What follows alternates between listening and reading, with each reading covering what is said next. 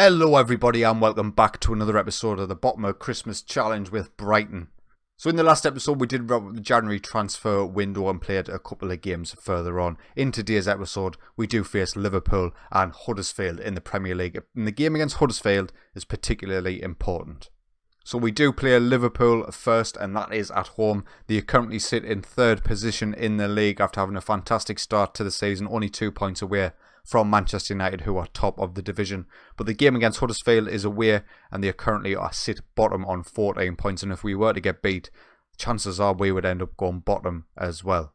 So 2 crunch games. Liverpool's obviously a sort of a gimme. We're not expected to beat Liverpool even at home. And this is how they are likely to line up. 4-2-3-1, Alexander-Arnold and Robertson pushing on with Adam Lallana and Sadio Mane on the wings. Mohamed Salah leading the line with Firmino in behind.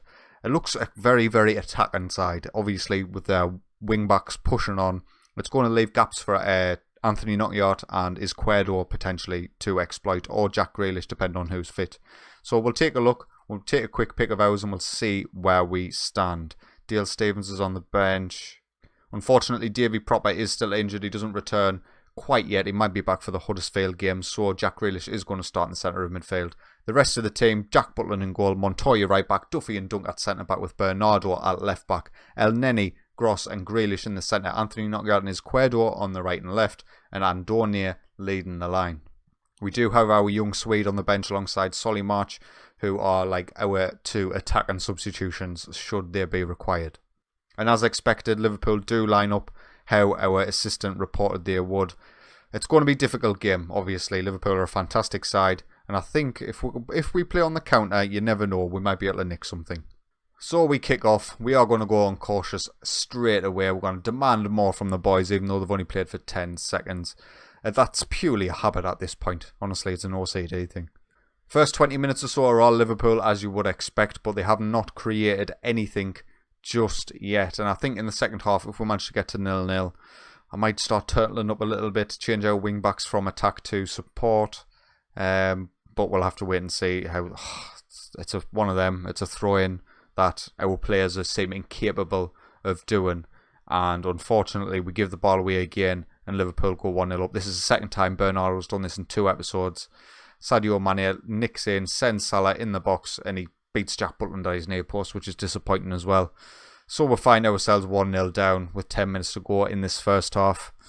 I cannot see us coming back from this. Our only way was to keep it at 0-0 for so long that they might overextend on us to catch them on the counter. Sadio Mane gets in the box.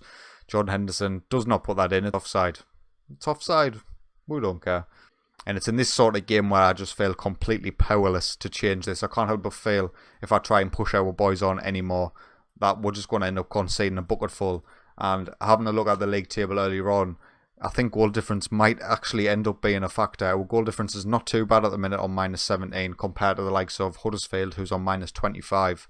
As you can see, Cardiff's on -25, -21 for West Ham. Knockaert going just over with a free kick there. So I'm actually reluctant to go for this game, even though it looks likely we're going to get beat because of it. It's such a tricky one.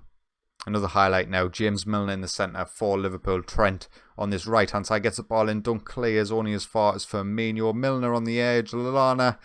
And there we are, Liverpool are now 2-0 up inside 60 minutes. They're sort of picking us apart really. We haven't done anything in this, and we're not watching the highlight either. We haven't really done anything in this game. Bernardo's had another poor game on the left back. I think I'm going to start Alex Martinez for the next couple of games purely because of that. We're going to get Dale Stevens in centre midfield, make him a box-to-box midfielder. For Pascal Gross, and yeah, it's not looking great. Another highlight now. Alexander-Arnold on this right-hand side, looking for space. Sadio Mane is there, cuts inside. He sends away Mo Salah. That's offside, surely. It is offside. Thank God for that. I thought that was going to be 3-0. We're not watching the highlight. Leave me be. And unfortunately, there is another highlight with Sadio Mane coming down the right-hand side. Bobby Firmino in the centre to Milner. He finds Alexander-Arnold on his right-hand side, and Salah's there, and he puts it away. He's got far too much time to be able to bring that in under control inside the 6-yard box, and Jack Butland hasn't got a hope in hell of saving that one. Great pass by James Milner to the right-hand side for Trent, and it was a good cross as well. And Mohamed Salah, Dunk just falls asleep. So a couple of poor games from our full-backs, as you can see, a 6.4 for Montoya, 5.8 for Bernardo. It was always expected. They were going to overload us on the wings, and unfortunately we have not been able to get back into this game at all, really. As Gomez tries to find a ball in for Wijnaldum. Mane is there to Firmino. Should Jack Butland keep that out? Should I be starting Button? I don't really know. And I'm a little bit lost right now. 4-0 to Liverpool. We obviously weren't expected to get anything from this game, but to get beaten the manner which we have. Is that Dunk again? It is Dunk. He's our best centre-half. I wish I'd signed Pointers Janssen. So poor performances all around from the boys. We're going to get Mohamed El Neni off. We'll get Balunion on, who seems to be a bit of our rotation man who just plays anywhere, depending on the level of fitness required from our other players. But this is going to be that. Liverpool 4, Brighton 0. It was to be expected. I've got to ground myself and remind us that we're second bottom. You know, we're not going to be getting points against Liverpool. It's just not going to happen. But I can't pretend that I'm not disappointed with that performance from us. Well, apparently Gareth Southgate was there watching Jack Butland, Lewis Dunk and Jack Grealish. I don't think you've done yourselves any favour, boys. So we have Huddersfield in 9 days' time, so no need to rest the squad going into that match. They haven't played. So let's continue on a little bit and I'll show you the league table after everyone's played.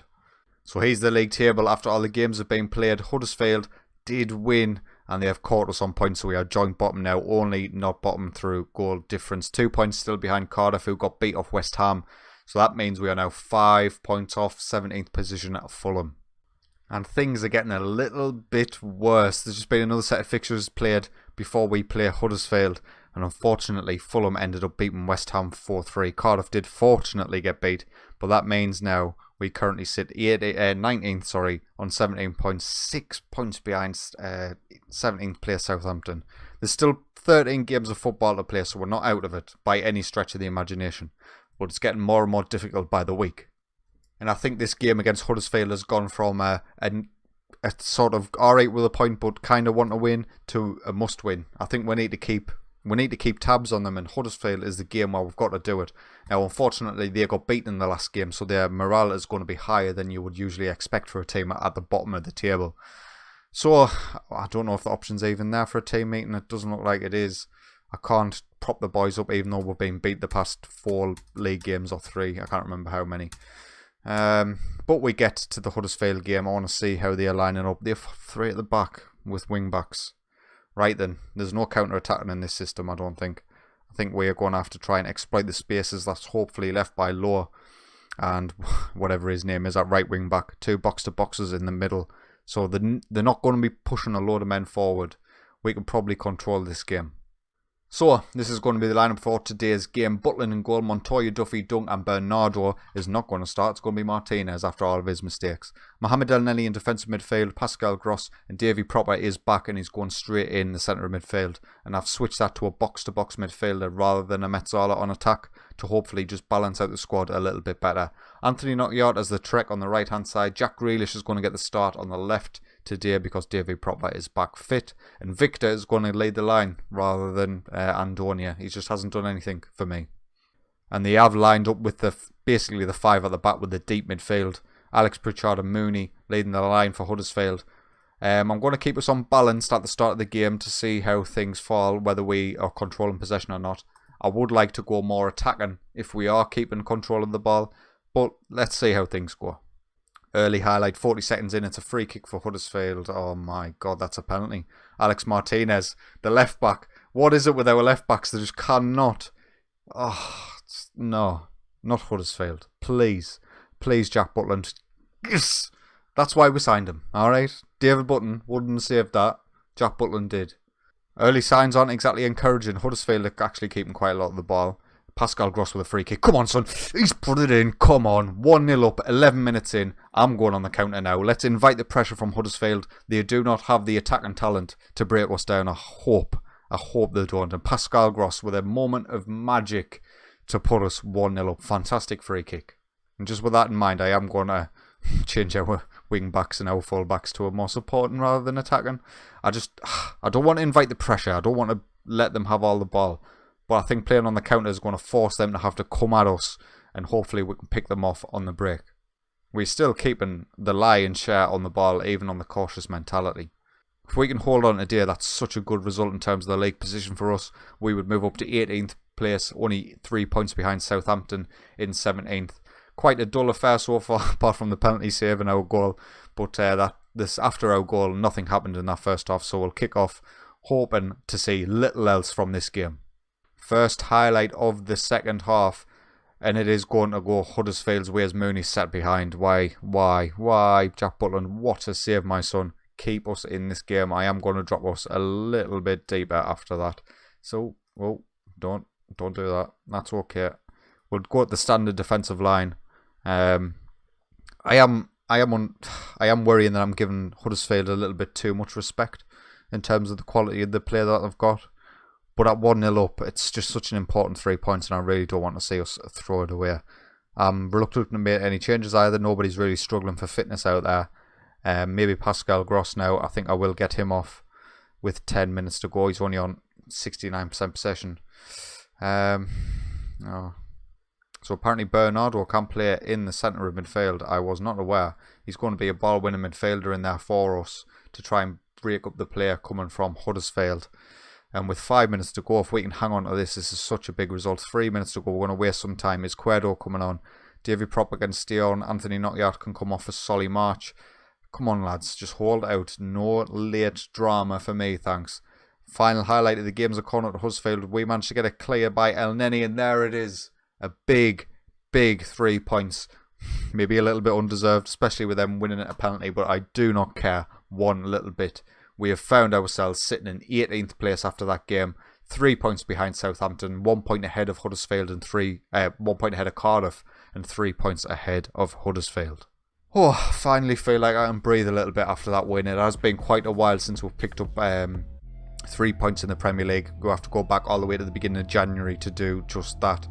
But a good win, 1-0. Looking forward to the next episode. It will be away at Burnley, 13th place Burnley, where you will be hoping we're actually favourites, which is a little bit surprising, but hopefully we'll get a draw there. And at home to Leicester, who are a top half side, so we're going to have to be at our best if we're to get anything from that. Anyway, if you have enjoyed today's video, please consider leaving a like, and if you are enjoying my content, get yourself subscribed.